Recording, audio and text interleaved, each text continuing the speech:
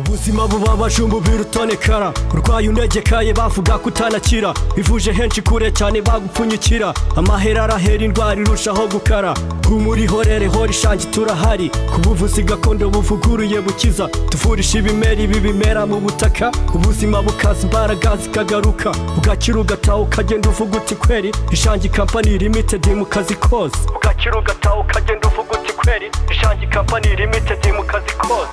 Murakoze cyane, reka dukomeze tuganira umuti witwa Tonkati. Tugiye kuganira kuri Tonkati rero ikorwa na kampani Ishangi.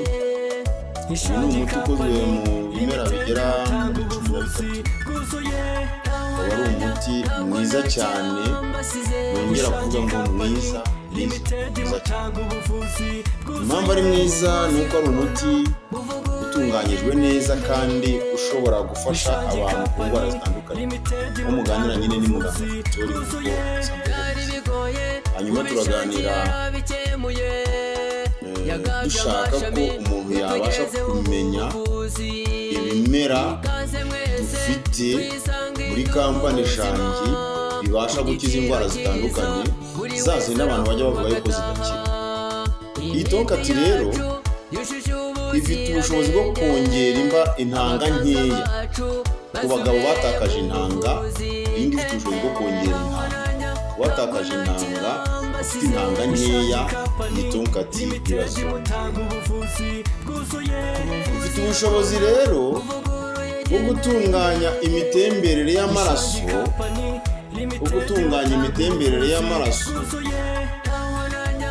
mu mubiri ndetse no gutunganya amasohoro. Ndavuga ku bagabo, no gutunganya amasohoro ikabasha kuyongera sperms.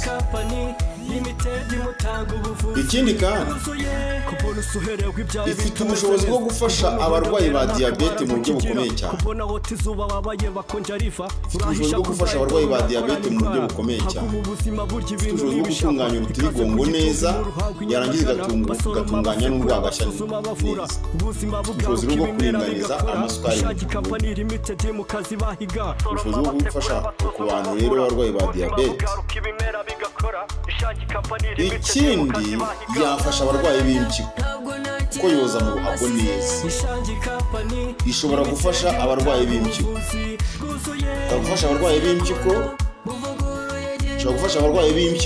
Impyiko zigakira neza, ikavanamo imyanda mu mpyiko. Ifite ubushobozi zo koza umwijima, ikavanamo kanseri ishobora kwataka umwijima. Ifite ubushobozi bwo koza umwijima, ikavanamo kanseri zataka umwijima.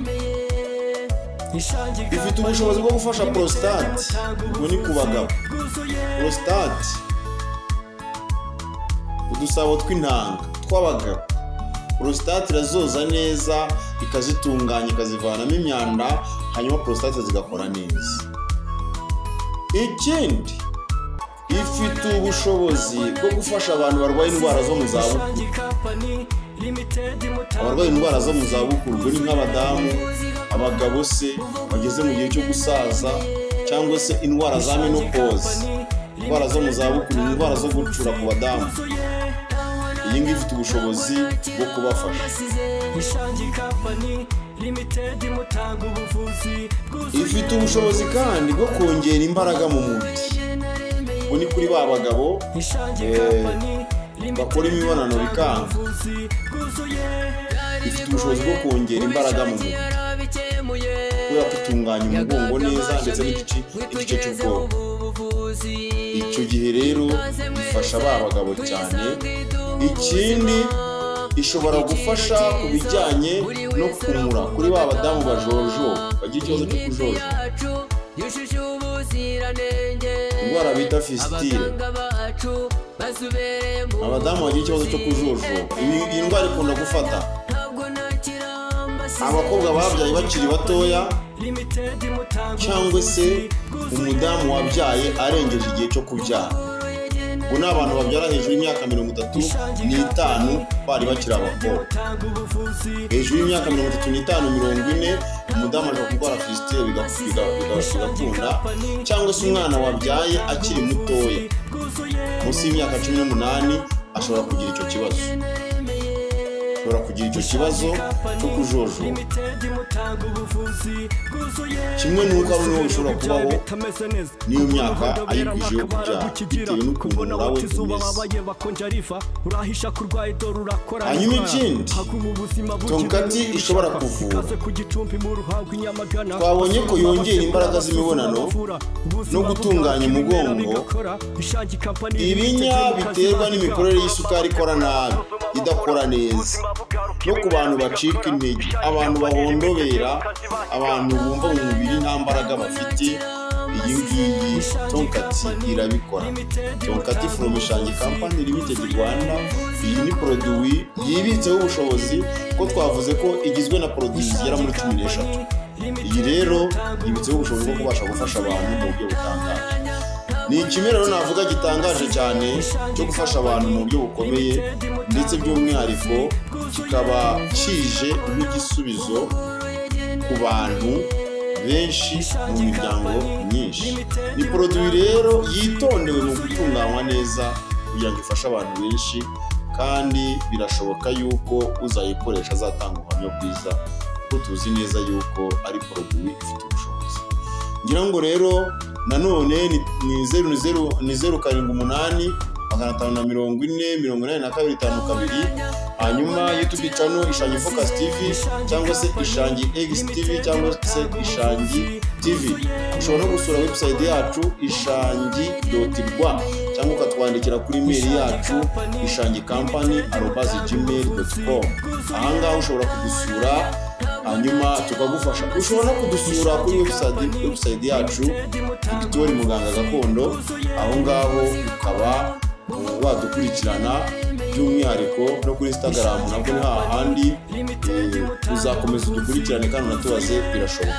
Urumva rero buri wese afite uburenganzira bwo kubaza kandi amarembo arafunguye. Gusa icy'ingenzi ni uko ushobora kwakira Yesu Umwami n'Umukiza wawe.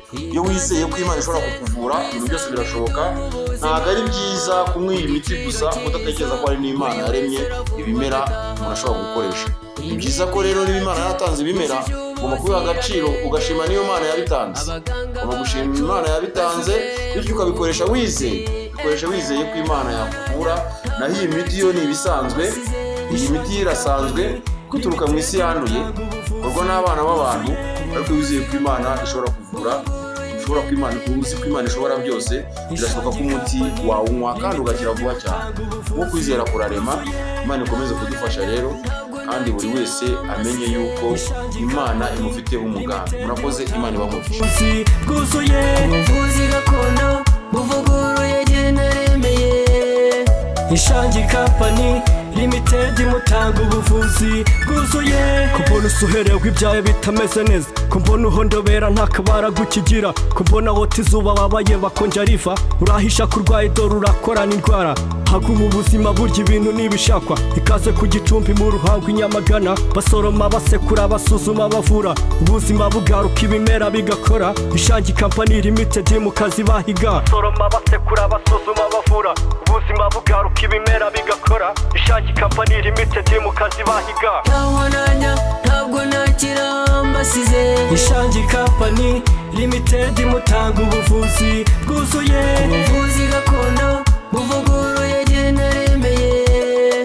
Ishangi Company Limited mutanga ubuvuzi bwuzuye. Ntabonanya ntabwo nakiramba size. Ishangi Company Limited mutanga ubuvuzi bwuzuye. Ubuvuzi gakondo buvuguruye generemeye.